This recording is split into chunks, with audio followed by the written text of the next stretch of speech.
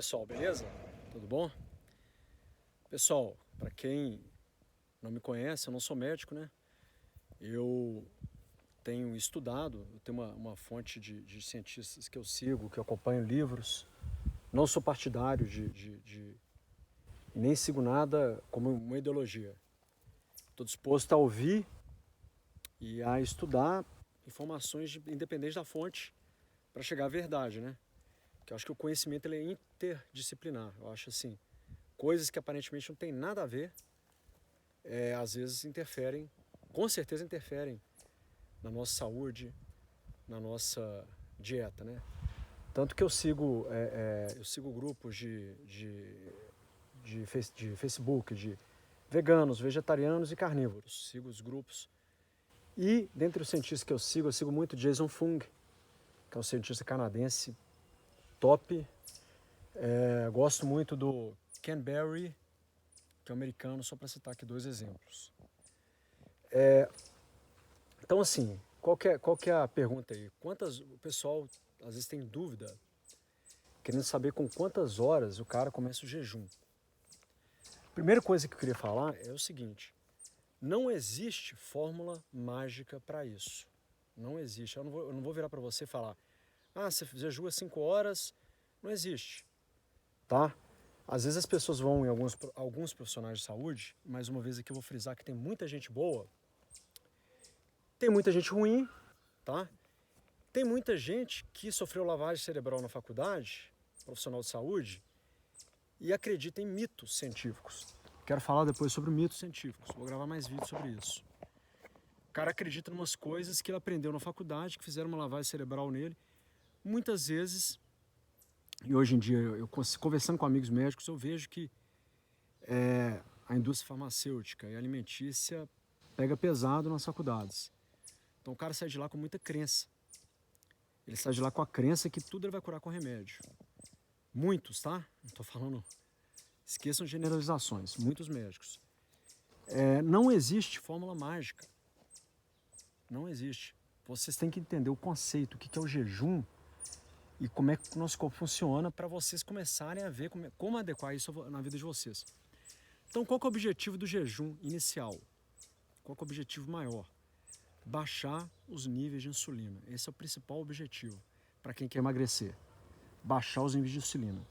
Eu já falei em outros vídeos sobre esses assuntos. Vejam meus vídeos anteriores, que vocês vão entender. Mas, basicamente, tudo que você come libera insulina. Vamos dizer que o carboidrato refinado libera isso aqui, o carboidrato sem ser refinado libera isso aqui, a proteína libera isso aqui e a gordura libera isso aqui, ou nem libera. Então, seguindo esse raciocínio, a gente pode dizer que o que praticamente engorda são alimentos que liberam muita insulina, porque a insulina ela ajuda a armazenar a gordura, aliás, o excesso de glicose, de energia que você come na forma de carboidrato, como gordura. Essa é uma das funções da insulina. Então, quem tem insulina cronicamente elevada vai tender a armazenar mais glicose na forma de gordura no corpo, vai engordar. Então, a gente deduz que se você comer carboidrato, você vai liberar menos insulina e, portanto, se você comer menos carboidrato, mais proteína, ao invés do carboidrato você comer proteína, você vai liberar menos insulina, a não ser que você coma muita proteína, mas muita proteína, aí você acaba liberando muita insulina. Mas aí, você comendo a proteína, você vai manter seus níveis de insulina mais baixos do que se você comer carboidrato. É uma escadinha, certo? Aí você comer proteína, vai liberar isso aqui, se comer gordura, vai liberar quase nada. Então, quem tem uma dieta rica em gordura, liberação assim, é muito mínima de insulina. O cara vai emagrecer. Ao contrário do que muitos médicos aprendem na faculdade, né, que é um mito científico. Só que a gente não sei porquê, inconscientemente, a gente tende a achar que só porque o cara tem um diploma, ele sabe de tudo. Ele tem um diploma, ele é médico. Você não é médico. Então ele é médico, ele falou aquilo ali, então aquilo ali é verdade. Gente, tira isso da cabeça. Se vocês acompanharem meus vídeos aqui, vocês vão começar a tirar isso da cabeça. Tem gente boa? Tem demais. Só que tire da cabeça, escutem argumentos. Eu estou dando para vocês um argumento científico, tá? Vocês estão na dúvida, porque o médico seu falou diferente, vai lá, escuta o argumento dele. Pede para ele explicar cientificamente qual que é o papel da insulina, o porquê, etc. Então, assim, não existe uma fórmula mágica. Eu não vou virar para você e falar, jejue tantas horas, comece com tantas horas. Cada um vai ter pode começar de uma forma. Quem come muito carboidrato, quem é muito obeso, vai ter uma dificuldade infinitamente maior do que o cara que, igual eu, já não tomava refrigerante há 12 anos, quando eu comecei a minha dieta. Aliás, há 10 anos, tem 3 anos isso aí. Comecei minha forma de alimentar, né? Eu não diria dieta.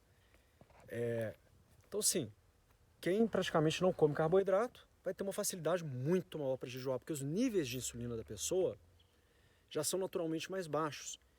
E a insulina, eu já expliquei em outro vídeo, a insulina, ela bloqueia o seu corpo de utilizar a gordura como fonte de energia, porque a insulina bloqueia hormônios que transformam a sua gordura em energia. Então, assim, um cara que tem insulina elevada, ele não consegue produzir energia a partir da sua gordura. Então ele vai sofrer. Então, por exemplo, o cara come carboidrato demais, insulina cronicamente elevada alta, ele vai começar a jejuar e ele vai ter uma sensação de falta de energia muito maior do que os outros. Só que isso é reversível. Reversível. É como se você tivesse um combustível de alta octanagem, que é gordura, e um combustível adulterado, que é a glicose. Vamos colocar assim, um combustível ruim, que é a glicose. Não que seja ruim, tá? Estou fazendo essa analogia para a gente seguir um raciocínio. Você vai mudar da glicose para a gordura. Então, seu corpo, até ele adaptar a isso aí, ele vai ter um processo. Isso que eles chamam de ketogenic flu. Flu é gripe ketogênica, vem de cetogênica. É como se fosse uma gripe cetogênica. Cetose, tá? O estado de cetose é quando seu corpo está queimando gordura, transformando gordura em energia, né? A gordura, a quebra dela são os corpos cetônicos. Ela vira corpos cetônicos. E os corpos cetônicos são a fonte de energia principal do cérebro, do coração, preferida pelo seu corpo. Então, tem gente que vai ter uma facilidade, vai ficar mais tempo, tem gente que vai ter uma dificuldade. Depois eu vou gravar um vídeo específico sobre isso, alguns cuidados vocês devem ter. Quando você começa a desinchar e fazer o jejum, é importante você ter uma reposição de minerais. Às vezes você usar, por exemplo, mais sal de verdade. Não é o sal refinado que vocês usam. É um sal, por exemplo, do Himalaia. Porque quando você começa a desinchar, quando você começa a fazer jejum, seus níveis de insulina vão começar a baixar gradualmente. E a insulina ajuda a reter líquido. Então, como sua insulina está baixando, você vai começar a perder líquido, você vai começar a urinar mais. E quando você urina, você vai perder sais minerais. Então você tem que repor isso aí. É importante vocês entenderem isso. Quem conseguir, sem muito sintoma, pular o café da manhã jejuando, pula. Quem conseguir pular o café da manhã ao almoço, pula. Qual que é o problema? Eu só sugiro, quando for quebrar o jejum, não quebrar com lixo. Porque assim, qual que é o objetivo do jejum?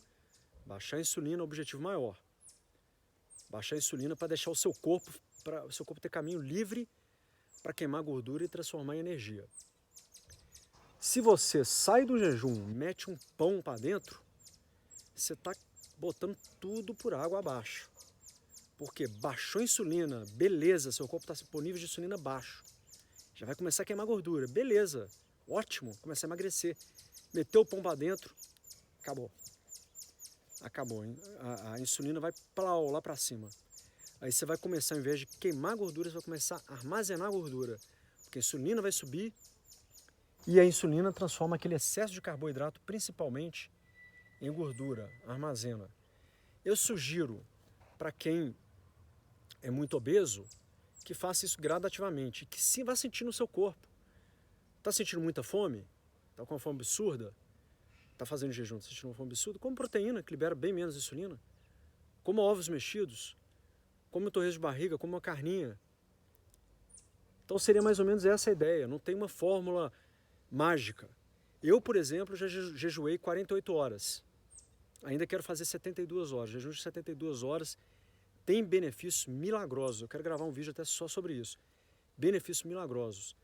Cito aqui também o exemplo de Angus Barbieri, que é um caso, um relato na medicina do cara que ficou 380 dias jejuando.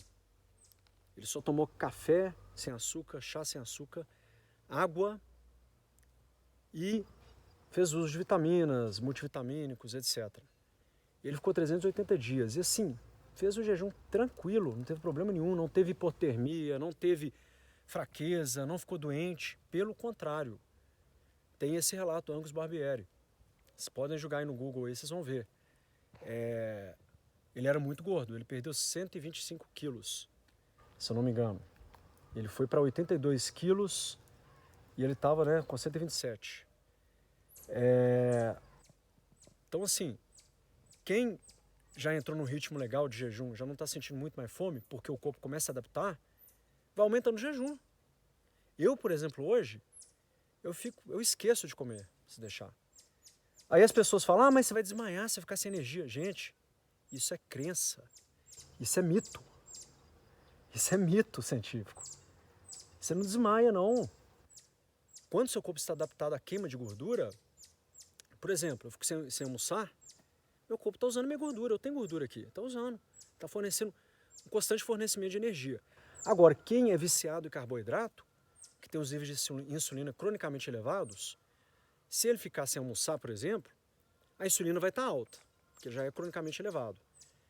E essa insulina alta vai bloquear a queima da gordura e a pessoa vai sentir fome. A pessoa vai sentir fome, porque ela vai ficar sem energia. Por quê? Porque ela come carboidrato demais. Então, gente, se atenham a isso, entendeu? Tem muita coisa para falar aqui. Eu já gravei esse vídeo várias vezes aqui. Às vezes eu achei que eu gravei demais, falei muita coisa. Eu vou tornar, vou repetir. Mas é importante a gente seguir nessa linha de raciocínio. Beleza? Um abraço aí.